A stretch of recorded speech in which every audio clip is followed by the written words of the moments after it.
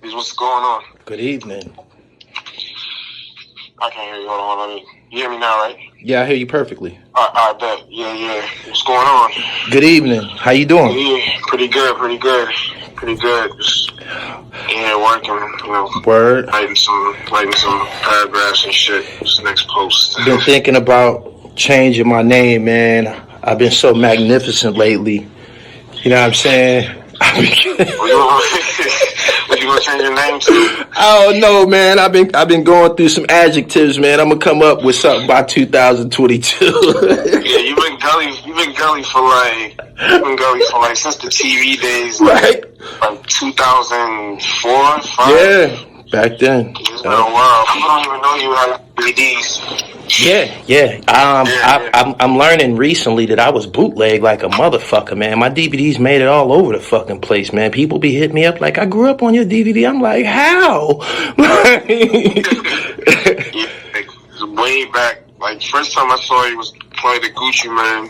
Yeah. Gucci, Mac Rain, whatever. Mac Breezy, yeah. Yeah. 09, 010. Yeah.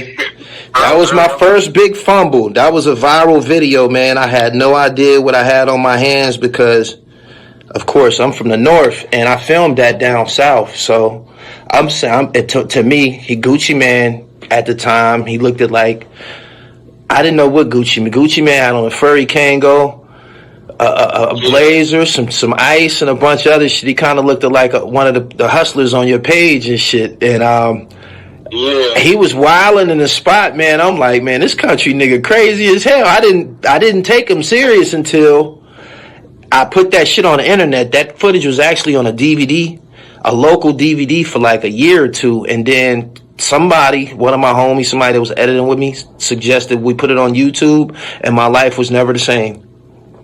Yeah, and it blew up. I remember I was like in what was I, like the 11th or 10th grade. I saw that.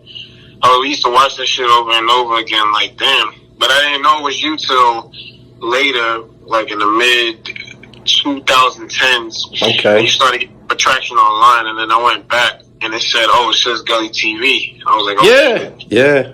That's crazy.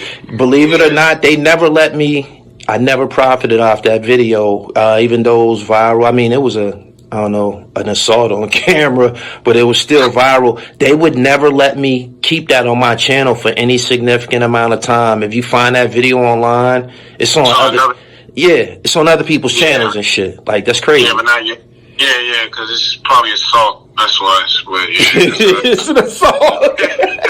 Yeah, that's their laws or whatever. But but that was the era of like Sub-Zero and. Yeah, all of my coworkers, guys who I was striving to get on their level. Sub-Zero, Cocaine City, Cheddar DVD, Real Talk DVD. Smack was the king, of course. Then you had Fendi over there to come up, man. That was a real great time for media, man. That period created moguls from scratch. Seriously. Now everybody's on YouTube now, but a lot of them, like, you're more popular than a lot of them now, because a lot of them transitioned to the net, but they're not as like formidable as they were when there was DVDs. Now it's just, some of them just talk to themselves, but right. No interviews or nothing. They just, what I was saying, man, like, I be feeling like I should change my name, man. My content is repeatedly the dopest shit out, man. That's what brought you to the dance floor tonight. I would appreciate if you take this time to introduce yourself, and we about to tear this shit up, man, because I love your page and I love everything that you're doing, man. So go ahead and introduce yourself. Yeah, so my name is Lade. I run the Meccapolis page. And I run it with my partner, which is Lord Taylor, who helps me run the page. So, like, it's me and him. We both run it. I'm from Baltimore, PG County.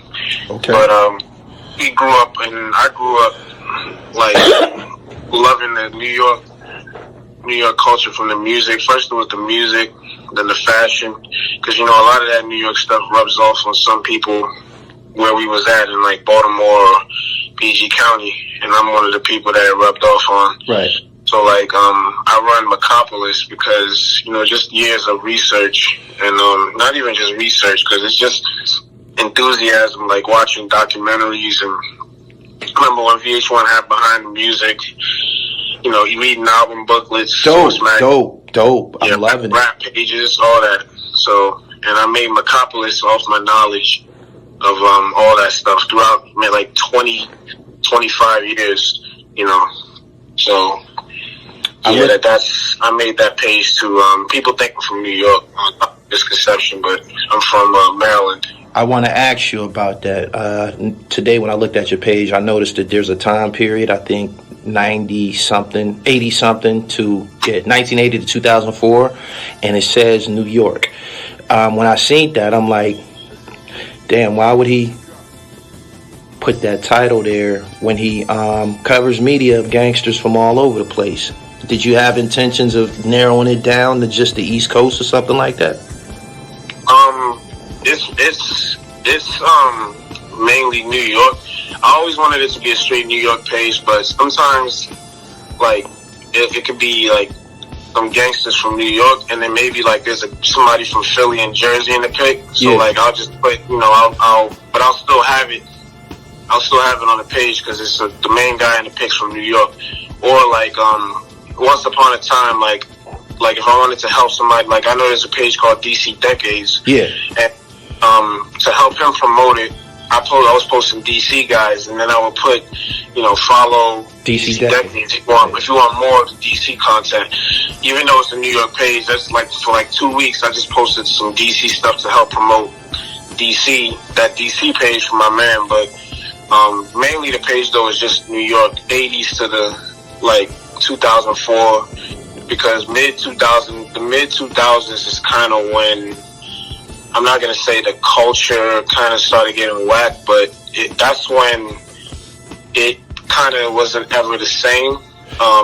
And so I just focus on like the golden era, which is like the 80s to the mid 2000s. Now eventually I will like go back to like the 70s and even the 60s. But you know, you got to start where it's more popular, and the most popular content comes from like the 80s and the 90s. So. Okay. Yeah. Damn. Okay. Yeah. So it's a New York thing primarily and shit. Primarily New York, yeah. I try to keep it straight New York because a lot of pages, you know, they try to do many states and there's just no focus and no direction. Okay. So I'm like, let me focus on one state, because New York is so much in New York. Run that for like 100 years and new content, like it's just so much. So I just tried to focus on New York, and I'm like, all right, let me take this and let me go deep in the depths of New York, not just the rappers and the gangsters, but the graffiti artists, the fashion, the politicians and 5%ers and whatever, you know what I'm saying? Even maybe even the prisons, you know, just different types of everything regarding New York City, like the urban inner city. Okay. Yeah. Damn. As far as the fashion, I believe, before you go on, I just have to interject here. You gave it a time period, and you said you feel like in the mid 2000s it kind of started to get away from us. Yeah, like from the outside looking in. Yeah. The mid 2000s is when, and not just New York, all over. The mid 2000s is kind of when fashion started to go to shit. To me, that's when we started seeing people with the tall teeth and I wore that stuff too. So it's all of us. I mean, we're all guilty. Somebody's responsible for that. Somebody's responsible for that. I like to credit D Block. I'm not gonna lie. I always credited that tall tee and that thermal era with some. You know, it seemed like Rockefeller was extravagant as a motherfucker, and they was on top. And D Block, in order for them to create their own lane, they kind of went in the opposite direction and shit. You know what I'm saying? Like they went gritty and simplistic: white T-shirt, blue jeans, fitted hat, and it kind of became the uniform for hip hop. But what I was saying was, my observation as far as the fashion thing. When I was coming up, because I'm up that time period that you named. When I was coming up, To get some fly shit, some rare fly shit, you had to know somebody. You did. Dapper Dan wasn't the only guy. There was little boutique guys, tailors and shit all up and down the East Coast who was getting busy, and you can go in and get you some shit that a motherfucker never seen before. But you had to come to the you had to come to the city. You had to come to New York or maybe DC or Baltimore, somewhere on the East Coast, and you had to go on the avenue, wherever the avenue was at. Flatbush Avenue, Jamaica Avenue, 125th Street. You had to know the spots that had this, you know, this fly shit. Once the internet started to invade and interject, a guy from North Dakota can get a Sherlin now. He can get some 40. He can get some 40 belows now. Some shit that he's seen on television, and he can declare that he's fly. In 2021, he could say, "Man, I'm fly as a motherfucker," and he might be right. But I remember when it was a very clandestine, esoteric scene. Like, you had to know somebody, man. I'm serious. Like, we would go to carnivals and shit, you know, and you would see the hustlers, the drug boys, and they would have some shit on that you've never seen in your life. You think what I'm saying? And if you've seen a crowd of them, 3 or 4 of them, each one of them has some shit that you ain't never seen before, and you like, damn, where the fuck did he get that from? I wonder where the fuck he got that from. You know what I mean? Now, nigga, take a picture of you from across the room and shit and get on Google and find your plug and shit. You know what I'm saying? So, it kind of got away from us. Yeah, it got away from it's like there's no, everything is, there's no regionalism anymore. Like, a nigga from, Arkansas can wear Dapper Dan, or a nigga from Ohio can wear, you know, something that was only in New York, like I don't know, like Sergio Cicchini or whatever. Like, it's anybody can wear anything. Yeah. And on the D Block, on the from what you said about D Block, I agree, because Sheik, Luch, Jada, and Styles, when they came out, it was under Diddy, and Diddy had them in shiny suits. And to rebel against that, when they finally left, it was with Rough Riders. You know, they went far left, the way they really wanted to dress, which is what all that hard shit. And then when they started the D Block brand, they went even harder, and that was like the Smack DVD era. And that's when New York fashion started to get it was less flash and less charismatic. It was less fashionable, and that's when everything just became straight rugged. You know, rugged. But I remember, like, the old New York before that was when and this is just for me watching television and magazines. I remember, like, when AZ and Nas and you know, the fly niggas of that time, like 95, 96. Now I remember that. That was New York to me, like, being fly. And the rough, like, niggas that was wearing starter jackets and Helly Hansons in the street was more of a rougher, you know, the rougher corner boy look was still fly somewhat, because it had a lot of colors matching. Right. You know, people wearing, like, different colors. But in 05, 06, you know, niggas were just wearing, like, white tees and black jeans and Nike boots or just Timbs or whatever. And that even spread to, not that it spread, but it was the same thing in, the DMV, DC, Maryland, Virginia. You know, it just was it was a lot less variety in how we looked, and we stopped caring about colorways and all that other stuff, and we just all wanted to look like we was on the corner, or we was just tall tees, and that was it. Like, we didn't wear a lot of polos. We didn't have that stuff anymore. Shout out to Uncasa and the niggas from Harlem. When I started doing media real heavy up in that area, I got my fix. Like, you know, you said everybody went to the white t-shirt and things like that. They did, but then you had Harlem. Then you had Harlem, who was in the Maury Gator sneakers. You know what I'm saying?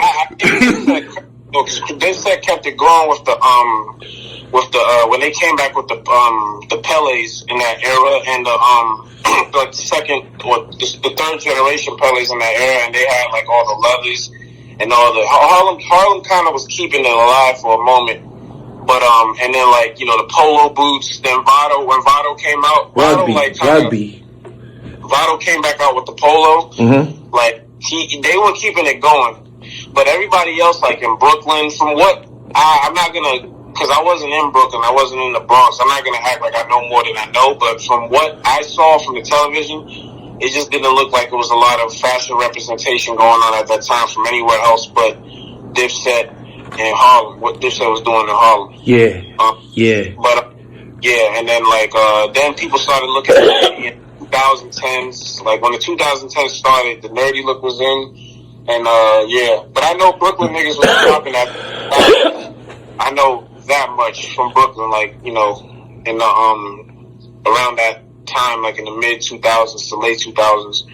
But but the 90s, to me, fashion's peak was the late 90s, early 90s, mid 90s, and the late 90s also.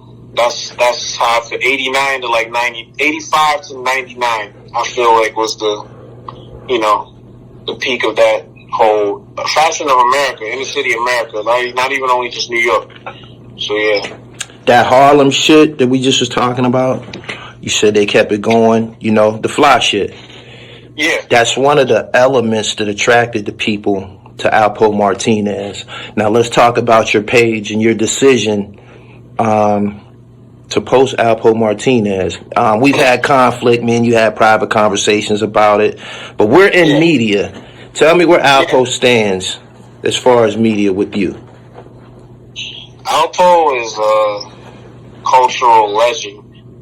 People, and I know he snitched or ratted, but the conflict in that is that he may have snitched or ratted, but he simultaneously is the most prolific drug dealer of that whole era, primarily because of Dame Dash releasing Paid in Full and Cameron, doing a great job acting. And then when that happened, people went back and wanted to know who Rico was. They wanted to know who Rico was, yeah.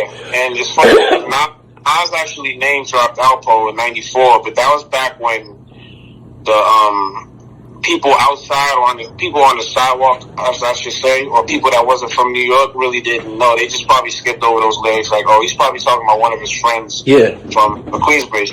But after Paid in Full, people went back. Like when I saw Paid in Full, it was like a couple years after it came out. I didn't see it when it first came out.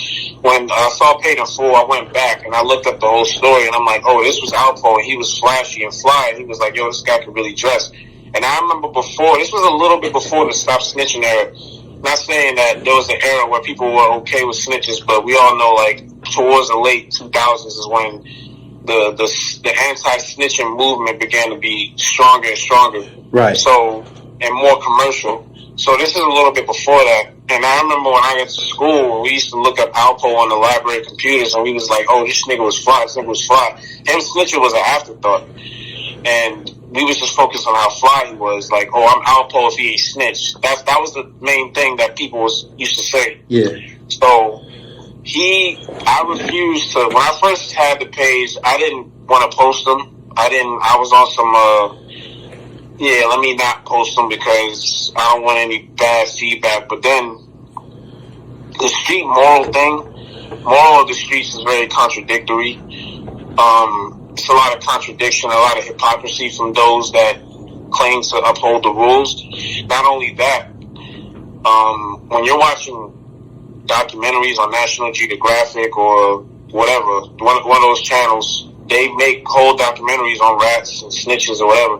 But but when they expect that, when it's a black journalist, for some reason, just because you're black, they expect you to not tell the news or talk about. They want you to abide by a code from the street just because you're black. So I decided that because naturally I'm not a sheep and I'm not really for a lack of a better word, I'm not really a pussy. So I was like, I'm not gonna follow no rules just because I don't want people to talk bad about my page. I stopped caring. So I started posting them, and I'm like, yeah, this is the story, this is such and such, because Alpo has a lot of important history in New York. And I'm not just talking about, selling drugs or moving weight, like the fashion, like you said, when you told me that, he gave Alpo and Biz the nameplate. LL. Yeah, LL, yeah, LL, and Biz. And his fashion, he inspired a lot of rappers, inadvertently inspired a lot of rappers. And Harlem, when you talk Harlem, he was Harlem. He wasn't the richest dude in Harlem, but he was the most flamboyant and the most visible, and he helped give Harlem a name. So when I post them and people are upset or whatever, and I'm just like, why are you upset? And it's because, he snitched and he killed Rich. But if Alpo never snitched, then him killing Rich nobody would care about him killing Rich, because they glorify other people that have killed their best friends or whatever, but they didn't snitch, so they don't say anything about it. He didn't rap, he's a stand-up individual, even though he killed a lot of people, but he's a stand-up individual. So when people act like they care about Rich, it's them like bandwagoning the whole paid in full thing, like they want to feel a part of something. They're like, rest in peace Rich, rest in peace Rich. They didn't know Rich, they don't know nothing about it. God bless Rich, and both Rich and Alpo, rest in peace to both, and no disrespect, but Rich had his victims also. Rich had victims. Rich was in the streets just as much as Alpo, and they don't care about Rich's victims though, but they act like Rich is like the holy angel that they gotta protect, and because of paid in full. But it's all because of paid in full, so it's like, that's why I decided to post Alpo, because the whole thing is hypocritical, and nobody really has a reason to hate Alpo except the guys he snitched on. But everybody on the sidewalk, they just want to feel a part of something, so they gotta be a part of the anti-snitch thing, even though they was snitching that same situation he was in. Right. So, I was like, I'm posting Alpo. Not only Alpo, any snitch that has any, like, if it's a great picture or if it's important history, then I'm gonna post it. If somebody don't like it, I just tell them, you can just unfollow. You don't have to follow my page. But most people understand my stance though. It's just that 20%. They show a lot of hate or whatever. Right. Where did you originally, when you came out, there was a couple of other pages that weren't so much New York City, but I believe Albee Square Mall posted primarily Brooklyn. That was the first page that I seen that did what y'all do, Albee Square Mall. Yeah, so it was, I started Meccapolis in 2014, but it wasn't named Meccapolis, and I kind of stopped. I made 2 posts, then I stopped because I got mad busy with other things. The reason why I made Meccapolis was because it was a page called NTRS New York. It was called what? NTRS New York, or NRTS New York. It's some of the pictures that people post has that tag on it. It was a page that it was posting just New York stuff. And it was the first page I saw like that. Then I saw Albee Square after that. But I think Albee Square predates that other page. I just happened to see the other one first. When I saw Albee Square, I was, it was like a book. It was like, yo, this is wonderful. Oh, my goodness. Blew me away. You said what? It blew me away. Crazy. And that page is like the Godfather, because that page, he talks in a way where it's like you almost gotta be from New York to understand the lingo and all that. Like it's like a journey. And then there was another page called P Shines. It's a dude named P Shines, AOW. He had a Tumblr but his was mainly rappers. He took scans from like Source Magazine, Vibe Magazine, and he would not Source Magazine or Vibe Magazine. It's like rare magazines that you can't even find no more. He will take the scans and he'll scan them and put them on Tumblr. So I know you've seen some of them. It's like rare pics of like Raekwon, Ghostface, or whatever. So it's between him and Albee Square that kind of started that whole New York, the New York photo album thing on the net. So what I wanted to do is I wanted to take what Albee Square was doing, and I wanted to kind of like make my version from a perspective of my research or whatever. Like I used to write papers and stuff, so I'm like good with the writing. So I wanted to take it from my perspective and write it in a way that's digestible to a bigger audience or whatever. So that's what I decided to do. And I also wanted to talk about not just the street and the gangsters, but like everywhere in New York, the culture, and almost in a way to inspire the new New York or just new people to like take pointers from how they used to dress or whatever, and maybe they can resurrect the culture by inspiration of seeing what came before them. So, but Albee Square is definitely like one of the inspirations, right, for the page. There's a I don't know, competition. There's a constant competition with Washington, D.C. and New York. In terms of fashion, tell me about the responses you get when you post New York pictures and when you post the guys from Washington, D.C. So when I post guys from D.C., and I talk about fashion, guys from New York, I mean, keeping it real, it's never hostile, but it's like an almost friendly, almost hostile competition. We wore that first. So like the New Balance conversation, I remember I once posted a New Balance pic from New York, from DC, and I said DC wore it first, and it was like 700 comments. New York and DC, yeah, nigga arguing like who started it first, and even Philly got involved because people don't understand that Philly's just as important as New York and DC with the fashion. Philly is really who was known for the Sergios, from what I see. It's the truth. Like that's the truth. Yeah, they really are known for the Sergios, and they were in the conversation too. No, we wore it first. But it was never like anything very hostile. Like it never got to know, because you know how when niggas argue, it can get, it can go to something different. But it was always like a friendly competition in the argument, and it's almost to the point where it's like, damn, no one really knows who started it. But from what I can know, and I'm from Baltimore, but my prominent years was in PG County, which is right next to DC. We was wearing New Balances. And all my friends, OGs, they have pics of New Balances from the 80s, like early, mid, late 80s. Now, when you that picture, it's a particular shoe that they're wearing. Is it the gray one? Is it primarily a gray sneaker that you're speaking of? That would be the 996. The 996, the 996, I think, is the sneaker. I kind of get confused with my New Balances sometimes. I know the ones we were wearing, like, towards the mid-2000s was the 992s.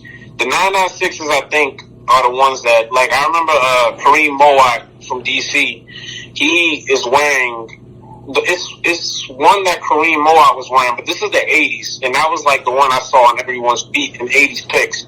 But I forget the name of them. I forget the number.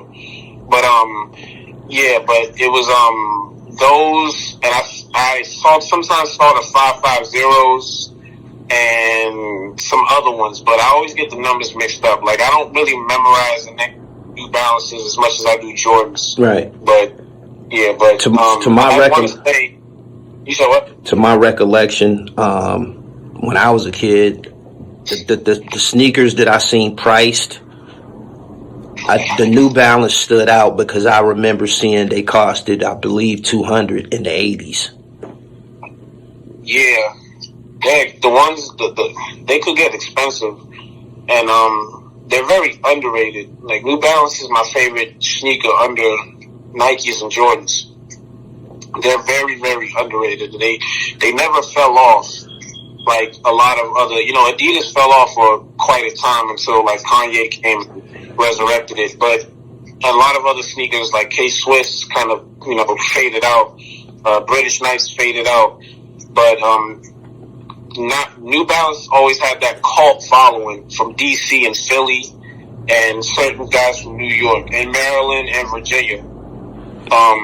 But as for who started it, I want to say it's really DC individuals that started it. But there's early pics of New York dudes wearing New Balances in like 84 and 85 too.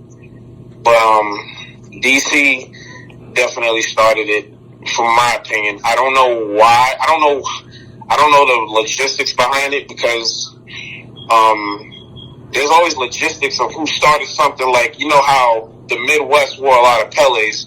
Well, that's because Mark Buchanan was out there. Okay. So it's kind of like it's a proximity thing. So maybe, I don't know, maybe New Balance's headquarters was in Maryland or something like that. But that's usually how it goes. Tell me about how you managed to meet the manufacturers at Sergio Tacchini. I appreciate the gift bag, by the way. Oh, no problem. So I got into Sergio's pretty late. Like, I'm not gonna front. I got into Sergio's when I was a grown man. Like, when I was in Beverly Hills. When I was staying in Beverly Hills, I seen this pic of Carlton Hines in a Sergio in like 93, 94. And I kept looking at the pic. I'm like, this is crazy. Like, this suit is crazy. So, you know, me, I'm a sorcerer. I find all that old shit one way or another. That's just what I'm good at. So I went and found a bunch of Sergios that my friends had, and that, you know, and it turned out that I actually had some Sergios from before I knew what Sergio was. So, because I used to have a storage unit full of this old clothing that I just used to have, because we used to like thrift back in the days. Right. So, but I only had like one or two suits. So I pulled them out, and then I started going to look for other Sergios, and now, like, skip to like 5 years later, I have like a good amount of Sergios, and then some I get, and then I just sell them or whatever. So I would always sell some of the Sergios. I mean, one of my pages is DieFresh, DIEFRSH, our vintage clothing store that's on Instagram. But before DieFresh, we used to sell stuff on the Meccapolis page, the clothing that the hustlers was wearing. And Chris Ivory, who was one of the CEOs of Sergio Tacchini, he took notice of all these old Sergios I'm posting, and all the pictures of people in Sergios that I'm posting. Right. So he followed us, and he was like, "Yo, what's your obsession with Sergios? Do you love them?" I'm like, "Yeah, I love Sergios. They're my favorite tracksuits. I like them more than Fila's."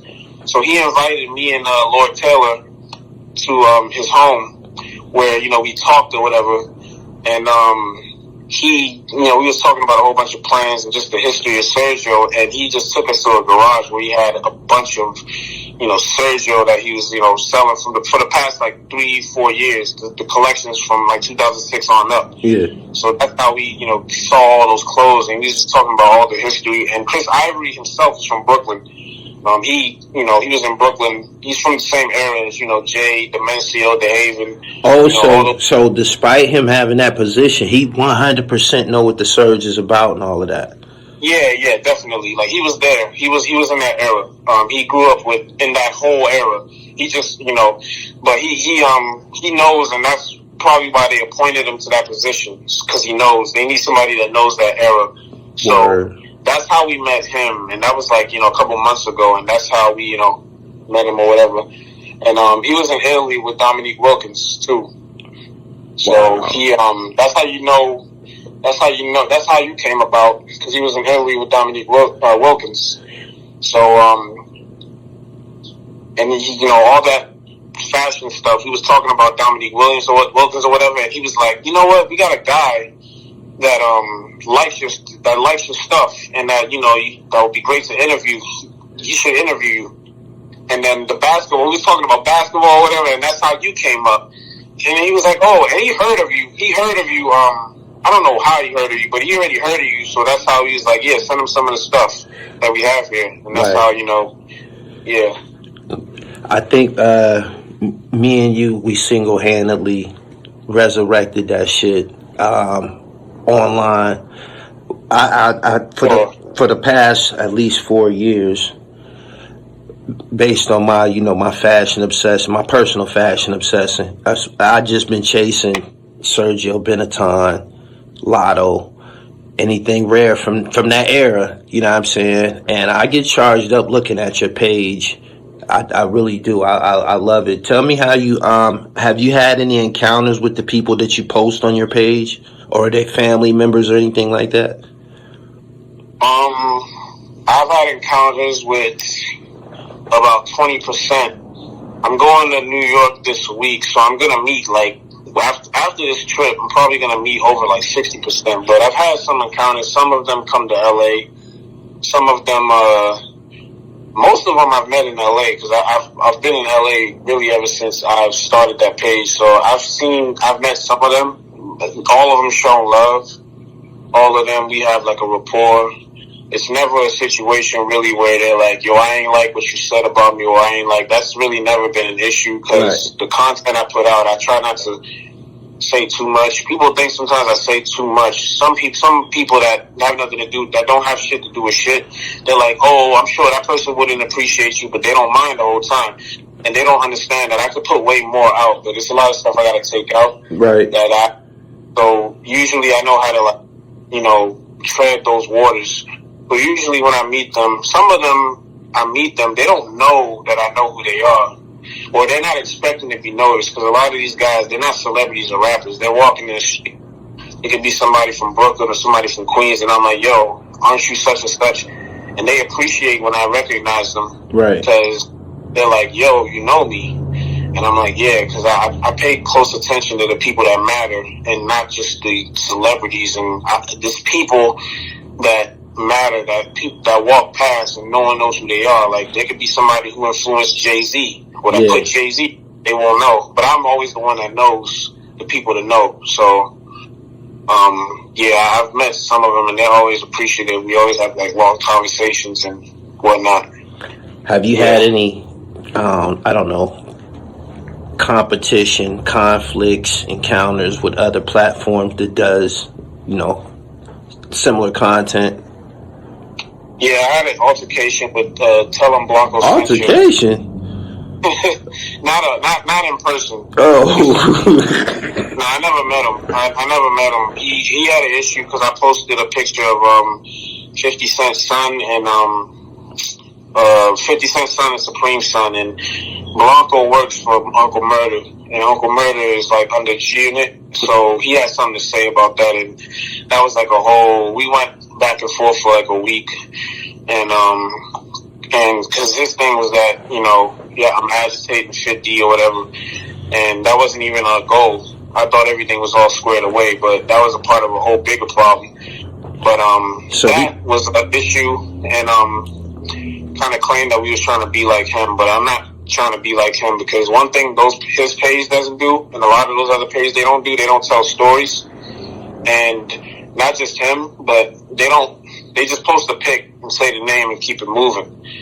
A lot of them, because they don't know how to tell the story without saying too much, which is a craft. They rather not do that. They just want to just put the names and keep it moving. Some because they just don't have any grammar skills. They can't. They don't know. They're not journalists on that level. I'm not even a journalist. I accidentally got into this, and still it's a side thing. I just do it so well. But, you know, so that was really the main altercation I had. But there's a lot of other pages.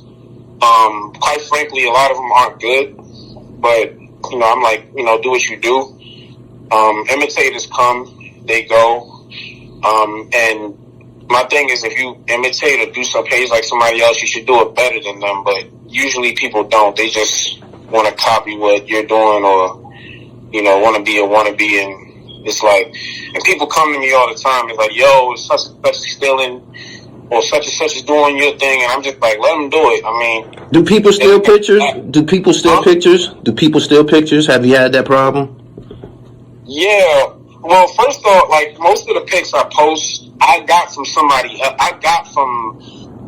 Well, sometimes the pics I post, I get from people's pages, and I tell them first. So when they steal the pic that I posted, I don't really call it stealing, because I'm like, well, it wasn't my pic in the first place, technically. But the pics that I get personally from people that I post, and then somebody else takes that pic and posts it, that happens a lot. But I don't really get mad at it, because that's the internet. And I feel like complaining about people that steal your pics is kind of juvenile, because it's like, it's the internet. People are going to do that. And at the end of the day, it doesn't matter, because they don't have the captions that I do to accompany the pics. Right. So they're not going to get more traction off the pic.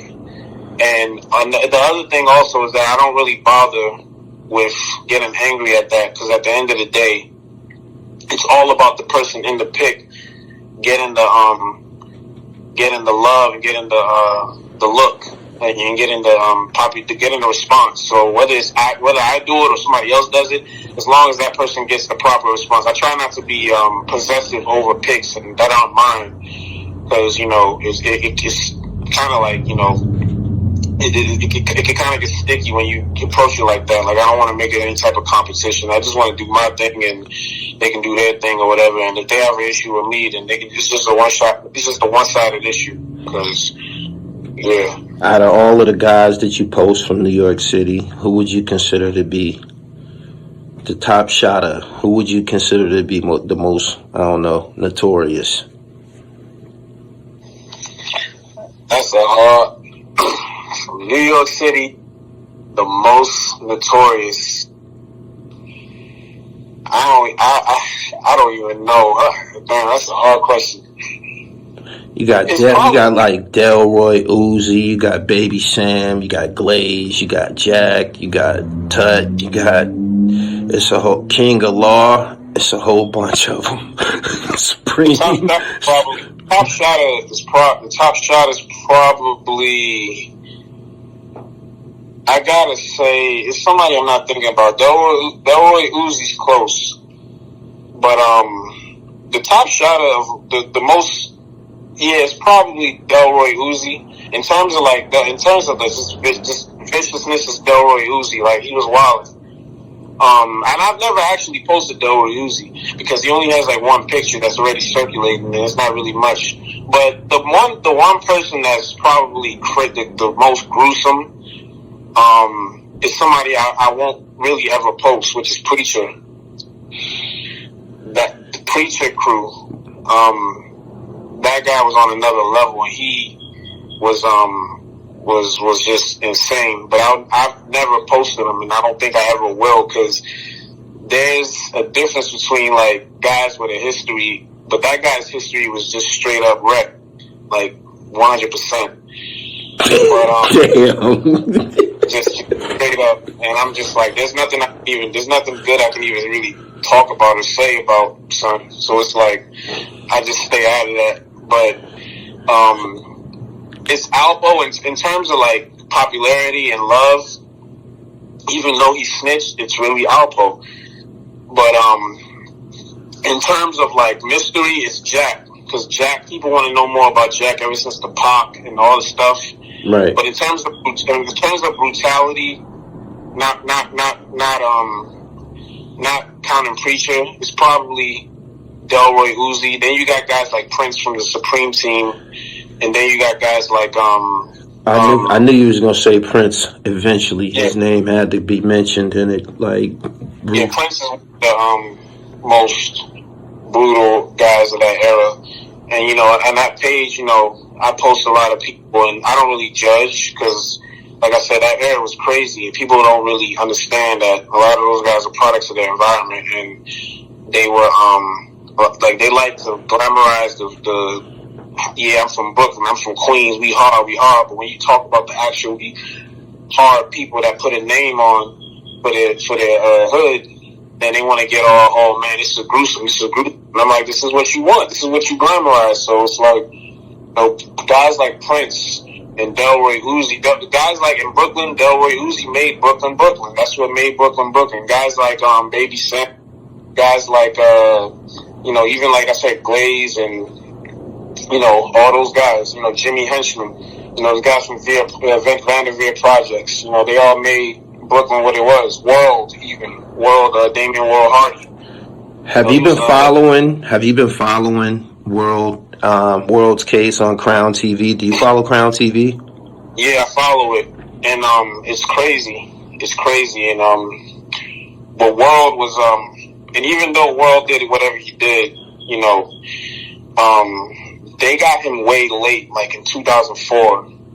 And then they didn't give him a trial till like 10 years after. So it was some fuck shit with this case that I can't put my finger on. But I've been following the thing. It's just crazy how... They say he was going to the crazy house and shit like that. I don't know whether he was faking or what, but he was going through some mental health shit and wasn't competent for trial or something like that. That's what they were saying. Yeah, to do what he did in the streets, you got to be somewhat crazy. That's what I always say. Like you know, it was his man eBay. Like eBay is on 2 separate cases on Crown TV. He's the only, I believe, shooter on 2. When I say 2 cases, he's in the Supreme Team case. He's in Supreme's case. He allegedly, according to Crown TV and all of this, and the documents online now, he the one that killed Big Nose Troy from Queens. So he's on the Supreme joint, and then he's on this Brooklyn joint with World and them. Yeah, that's crazy. He was I heard eBay, somebody told me eBay got shot in the head, and before, years prior to that, so he was always off, and he was always off because of that, and that made him crazier. So he went wilding after that. Like, he was just, one of the most known shooters. And so that's why I said, yeah, you have to be a little crazy to do all that, because it's not sane. The amount of work he put in. And you got other crazy guys in the hood, because, in the hood, living in any type of environment like that, you're going to go a little bit insane. Everybody's insane to a degree to normalize the type of poverty they're in. So it's like, sometimes it's crazy people glamorizing crazy people, like, yeah, and that's why I don't really judge.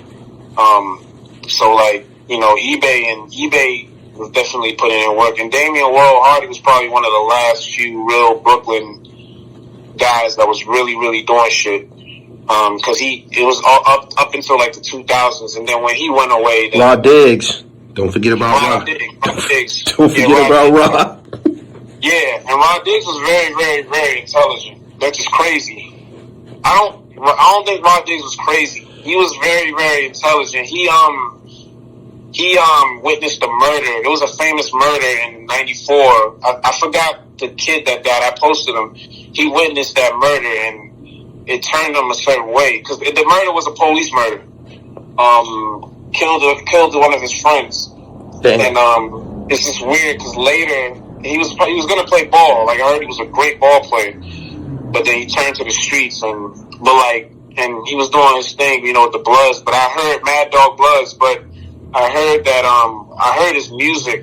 This one song he has on a park bench where he's spitting crazy. His music is fire. His music is fire. He could rap, yeah. Yeah. Really could rap. Yeah. And he was an intelligent rapper, like, not just on some, he's rapping to get out the streets. He really could rap. He could have had a real career in rap. I understood I had to go do research and look it up. He used to be talking that Vanguard agenda. That was from the Black Panthers and shit like that. He had a lot of revolutionary philosophies. Yeah, he had a lot of revolutionary philosophies. I could tell he read a lot of books in jail. So his leadership, the Mad Dog Bloods, what he was doing in the streets had a lot of political vigor in it. But I mean, it's just that unfortunately, he got caught up in the wrong side of it, and it got him an unfair sentence. He has like 109 years plus 10 more life sentences or something. But he's one of the very last ones. And I tell people now, there's probably new guys out here now that just don't know who they are, because now it's the age of social media, so people are low now. They try to be low. That whole 6ix9ine case, Shotty, all them, they're just the little guys of who's really running shit. And that's just common sense. So, like, I look at Shotty and 6ix9ine, and I'm just like, yeah, they're probably just corner boys of whoever they're really running with. So, it's crazy. Do you, what type of responses do you get when you post blood pictures? Do you post blood pictures? I don't, and I used to denounce New York being blood and Crip, but I was a little ignorant back then. It's not because now, before it was like, why y'all copying off the West? But then it's like, when the blood started in prison in New York and then it bled out to the street, like a whole process of how it began to be in the streets of New York. And, you can't fight influence sometimes, like, and that's how it spread all over New York, Brooklyn, and the Bronx or whatever. So I haven't posted blood, Crip stuff yet, because I'm not really familiar with a lot of the politics of it, and it gets tricky. But I do plan to, and I've grown to like understand why. Even because they even said DMX was blood when he came up or whatever, or he almost was blood. But then he got his rap career on, and then and then even like, you know, there's a lot of Crips, like Biggie and Jay had like a lot of Crip connections in that time or whatever. But yeah, I haven't posted any of that stuff yet though. But that's why I said it's never ending content for New York. Like I can get into that. I can get into the jails. I can get into, you know, a lot of stuff. Have you figured out or gave any thought to taking, you know, your visuals to the YouTube platforms where people can actually see what you're doing? People who aren't following you on Instagram, because the shit that you got, I know the shit that you got can exist. It's about your narrative. It's about the shit that your captions. You would have to probably say it vocally then. Narration. Yeah, because as of right now, we're like a 2-man army. And we're doing like other things and stuff like fashion, music, or whatever. Like Lord Taylor's a rapper primarily, but he has like businesses behind that. And Meccapolis is one of the things he helps out with in the business. But we're trying to get more people to expand. Where if we have like a guy that can like maybe turn the captions into like little audio videos and YouTube, stuff like that. And also, we're trying to get somebody to, you know, do a podcast. We were supposed to have a podcast like many months ago, but our guy that was going to be for that, we're not with him no more. So we're trying to find somebody to like do the YouTube portion, and then somebody to do like interviews, to interview like a lot of these guys. Because there's a lot of New York, important people in New York, unknown and known or unknown. There's a lot of people that need interviews, and it'll be a very successfully well-watched interviews because it's a lot of history that people don't really talk about and or know about. So I was introduced to you by an OG from Southside Queens. Shout out to Luke Steffen. How did you meet Spoon? So we met Spoon because we was posting. The guy that used to run the page with me before Lord Taylor started helping me, used to post a lot of Southside Queens stuff. So Luke, we found Luke because I knew Luke through the American Gangster Supreme episode. So we found Luke, tracked him down. Very, very nice man, very intelligent, very smart, he you know, talked with us about the history, some of the pics. He sent us some pics. That was like one of the very first allies we had in this. But we found him on Instagram and we, you know, started talking. I'm gonna meet him next week, most likely. Right. So for the first time. So, you know, we were talking to him and then he gave us, you know, contacts to other people, and then that was, you know, how, you know, it all started really. But he was the one that very much you know, kind of in a way put us on and, you know, told people about us and whatnot, you know. I'm gonna give you a warning right now, right? When you go around them, when you go around them niggas, be fresh, or they gonna embarrass you. Cause them niggas be having that shit on. I'm telling you, man. You gonna feel out of place. I'm telling you, have your shit on, my nigga. I'm telling you.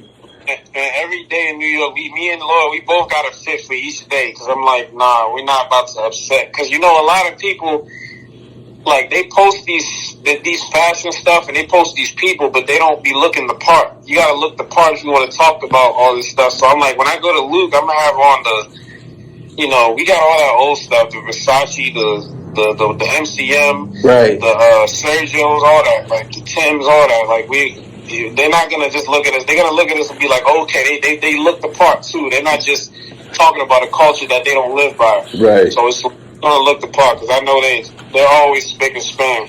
Never get a second chance to make a first impression. I met them guys in South Beach. I was interviewing Chaz Williams.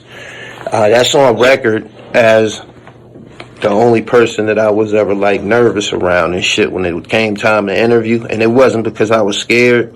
Chaz is a big, tall, black nigga. Big, like, this nigga like 6'5". And he got these shades on, man. And he speaks real soft, and it's just a bone-chilling experience, man. It's that respect thing. Like, you and me, like, come from an era where I'm younger than you, but it's like a respect thing. It's like, you know, the kid that's your age that be killing a bunch of people, but it's like you're not scared of him, because it's just like you only doing this because you're insecure. You just a crazy that's looking for a rep. Right. Like it's not those type of people that scare you. That's what I perceived when you said that. Like, it's more of the elder, the 40s, 50s, 60s, Black Panther, BLA. Yeah, it was a very serious. I was wondering, had he heard my narrative of I'm going to interview snitches if I want to and shit like that. I was thinking that in my head, actually, when I was in his presence and shit. You dig what I'm saying? Because he has this clip on his American Gangster series where he says, I believe snitches should be terminated without prejudice like they do in the military. He's a very militant, quiet militant. He ain't reactionary. He's not emotional. That's what makes him intimidating like that. He's not like these new age niggas. Like he's very militant. And like you said, they were like you said, he told his team, yo, you're only doing this with me if you're ready, prepared to do like a 20-year bid. If you're not ready to do a 20-year bid, then don't do it with me. Like, he's on that militant time. Yeah. Like, so he prepares himself for any type of betrayal by saying, if you're not ready for 20 years, then don't come. Yeah, don't even fuck with us. Yeah. He actually, when you talked about the most fierce, in terms of like respect and admiration, he's probably number one. Even Tyson was saying that, yo, what's that name of the dude that was everybody scared of? And they were like, Chaz. Like, yeah, Chaz. Like, even him, like, you know, because he's not some elderly, nice old man. He's an old man with a lot of wisdom and knowledge, but, you know, he had his tricks. He was fly as hell, man. Like, he had very fresh. He had designer everything on. You know how some niggas just he might have had on like Louis jeans or something. Like, he had it all on, my nigga. Like, and no jewelry, just a watch, glasses, real smooth, dark skinned. And he almost his glasses, man, they was almost like a disguise and shit, man. Like an assassin or some shit. Seriously. Yeah. Very under, like he's unassuming in a way, but it's like, you know that, it's a monster under here. But, he's probably number one. He was very respected in the industry. Like, you know, Jay-Z and all the rappers, they made a song for him for his soundtrack, Black Gangster. Yeah. He was very, very respected. No doubt. Yeah. Meccapolis, man. How did you come up with the name? That's one of the last things I want to ask you. Man, we said Metropolis. He was like, let's call this shit something on the play of Metropolis, but let's call it Meccapolis, because, you know, adding in Mecca, the Mecca of fashion, the Mecca of hip hop is all New York. So we say let's replace Mecca with Mecca, so just Meccapolis. We didn't think the name was going to stick. I'd actually meant to change it, but then we started posting people, and then the followers just kept pouring in, and then we was like, yeah, we can't change it now because it's too many. We got too many followers, so it just stuck. Right. Yeah. So, but it started 2017, and now, you know, it's like 4 years going. You know, so. And it's also like, it's going to keep going. So it's like a lot, so much stuff that we haven't talked about yet. So, you know. Have y'all had any encounters with censorship? You know, I done lost 2 pages so far about some of my content. But have you had any problems with IG? We did, because I used to be a little outspoken on there, but I'm not no more. I used to talk about certain political subjects that had something with New York loosely to do with New York. And sometimes we would get flagged. We got flagged twice. But I stopped doing that altogether because I don't want to lose that page. So that's the only thing. And sometimes the music that we post on there, like music videos or whatever. And one time, like, I remember, because Lord Taylor, like I said, he's a rapper. He's like he's a really good rapper. He's not like, you know how everybody raps now. So we have him as our rapper. Like, he's going to be doing like music for like the pictures, and we're going to do like a little like picture slide, and he's going to be doing music for that. But he's his own artist, and he's going to be like the flagship artist of, like, you know how we say we're going to bring stuff back? Like, bring the fashion back, bring this back. He's going to be like, when you say bring the music back, he's going to be like that guy for that. But he's going to also be new New York also, not just old New York. So he's going to be a combination of both. But one time we posted one of his freestyle songs and they got flagged. Because, you know, so, but that's like the only times we ever got flagged, pretty much, in terms of censorship. Okay. Yeah. And also Lord Taylor was really the one that, he's the one that like tells everybody about your videos, because he's like the main news source. He's the reason why, like, we kind of, that's why we like followed you on Meccapolis, because he's like, yeah, follow Gully, because Gully's on that same type of time as you, because, you know, with the whole, and he also brought up like respecting the fact that you was like independent, because I remember you said Don Diva wanted to sign you or something like that. Yeah, they was courting me. They was courting me. Yeah. Yeah, but then like you kept it independent, and it's like, so, you know, he was like, yeah, you follow Gully, and that's how I kind of came in contact, and that's how I was like, all right, let me follow him, and how we talk about pretty much the same people and deal with the same world or whatever. And, you know, and that's why we put you on fly days, because like the lives you be doing, you be having the quotables. Yeah, so it's like, yeah, that's definitely why. But yeah, you're like our main news source on that front. Tell my listeners where they can find you at online. We're gonna get up out of here. I appreciate your time, homie. Yeah, Instagram, Meccapolis, MECCAPOLIS.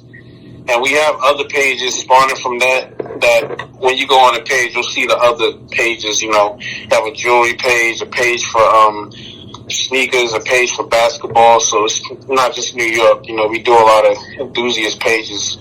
Tell them about the truck jewelry page. The truck jewelry page is basically it's a page about telling the history of jewelry and hip hop in the streets. Now, this ain't just New York, like state to state, like any type of truck jewelry, Gucci links, Cuban links, all that stuff. And that page is THRU Truck International, THRUCKINTL, and the name's named after truck jewelry, which was like what they called heavy jewelry in that era, like the LL Cool J, Eric B, Mr. T type jewelry. So it's just a throwback page. The page is just throwback pics of, you know, different types of jewelry and, you know, the meaning of each pendant, medallions, all that. As of right now, who's the truck jewelry champion on your page? The truck jewelry champion of our page. So far, I think you got maybe like 25 pictures or something like that, 20 pictures posted. Of those guys just posted, who's the truck jewelry champion? The truck jewelry champion is a dude named Sonic. He has like 4,500 likes. A dude from a Guyanese man from Flatbush. His name is Sonic. Okay. And he's from Flatbush. And another guy named Goldie from East New York. Like, but in terms of the rappers, Eric B and Slick Rick, NLL. But that's known. But like, on the page, we want to talk about like a lot of guys from the hood that no one knows, guys from the streets, and that had crazy jewelry. And that's mostly going to be, well, not mostly, but it's going to be 60% Jamaicans. And and like, you know, guys from Brooklyn, because Brooklyn, they love that gaudy jewelry. So, why is it gonna be 60 Cent Jamaicans, and give me the history between people from the island, like you said, the guy from Guyanese, he's the champion on the page right now. Why are the people from the islands, why are they so, you know? I'll be honest with you, I'm even still trying to figure out myself. All I know is that on them old Caribbean records from the 80s and the 90s, all those guys was always wearing the most ignorant jewelry ever, like finger rings, earrings, chains, medallions, dinner plate medallions. It was crazy. And it's and bracelets, all that, watches, like it's just crazy. And it's like there's a connection between, like, why was it they make the chains that we see in America look small, like they was just crazy with it. So it's like people argue that they're the ones that started the truck jewelry. I haven't really done enough research to really know that as a fact, because that's another war between Black Americans and Jamaicans. They're going to argue about that too, just like the New Balance shit. So I interviewed a few OGs, and I asked them some truck jewelry questions. The consensus has been that in the early 80s or in the mid 80s, most black guys that was in the streets, they wanted to be like Jamaicans. What I mean, like, wanted to be like them. The Jamaicans was the ones that was in those foreign buggies, the BMWs and all of that kind of shit. The Jamaicans was the guys with the Uzis and shit. The Jamaicans was the guys that was wearing the big jewelry, the big truck jewelry. Capadonna told me that the guy that inspired a lot of those guys, and you know, on Staten Island, Dusty. Yup, Dusty. Yeah. Dusty. Yup. And G. George from the Low Lives, he said the same thing. He said the Jamaican niggas was the illest niggas around his way in Brooklyn and shit. You know what I'm saying? So the thing with the Jamaicans is that not only they were the whole package. They was fly, they could dress, they had jewelry, and they was killers. They had the whole package, and they was like the quintessential street dude. And it's part of the hunger I feel from when they was in, like, you know, like Jamaica, and then they come to the States for a better life, and they wanted it all. Like even Supercat. Like Supercat had a fat Monaco chain, a Monaco link chain, which is kind of like the thicker version of the Cuban. Yeah. And like a big, just big. This is in '88. And then he came here, and, you know, he was doing the jewelry thing, and it's just like, you know, they just did it way harder than most Americans that was here. And then the Americans started, from what you said, I guess the Americans started emulating what they was doing, and then, then that was it. But then, like, truck jewelry, then I remember, this is kind of when I was a kid, and like 92, 93, 94, when it started dying down, people just started sticking the, just little simple Cuban necklaces. And remember the Rolex link? Yeah. That had a ruby in the middle? Yeah. Like now, growing up, that's what I saw most people, like, when they was at church and stuff like that, or the herringbone. Yeah, that was kind of the casual piece. You could get away with that in those settings and shit. That was a little bit, you know. Yeah, that was like, you know, and like Ken Du from Brooklyn, from Brooklyn, East New York, like, he had a lot of big pieces. But then, like, later, because, like, if people don't know how to really research. If you research a lot of the pics and go by year, you start seeing, like, if you go like 92, 93, 94, the jewelry starts dying down or whatever. And, you know, then like in the late 90s, then platinum started being hot. And you know how you saw people in the furs, people in the clubs, they had the furs and then the platinum chains or whatever. But now gold jewelry's now making a comeback now. Because, you know, of the inspiration of these pages and stuff like that. So yeah.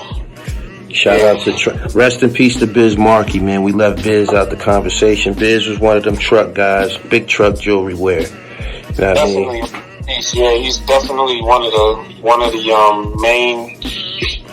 main truck jewelry. Used to be heavy on him, and they were extra big. So it's like, because he was big, so it's like, yeah. I appreciate you for coming through, man. We're going to get up out of here, man. Until next time, you know what I mean? Go ahead and sign out for me, and we out. All right, man, we out. All right, peace. All right.